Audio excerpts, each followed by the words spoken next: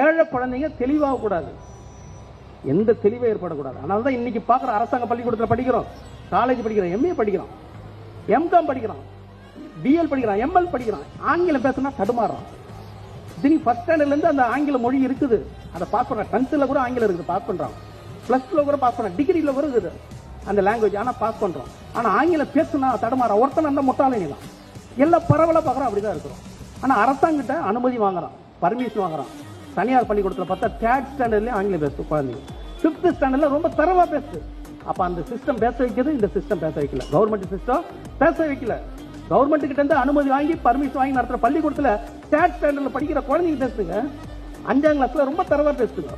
அப்போ அரசாங்கம் நடத்துது எப்படி கவனமாக நடத்தணும், எப்படி அறிவை கொடுக்கணும் குழந்தைங்களுக்கு, உலக அறிவு எப்படி கொடுக்கணும், அரசியல் அறிவு எப்படி கொடுக்கணும், சட்ட அறிவு எப்படி கொடுக்கணும் தெரியாத இன்னைக்கு இப்படிதான் நிலைமையா இருக்குது.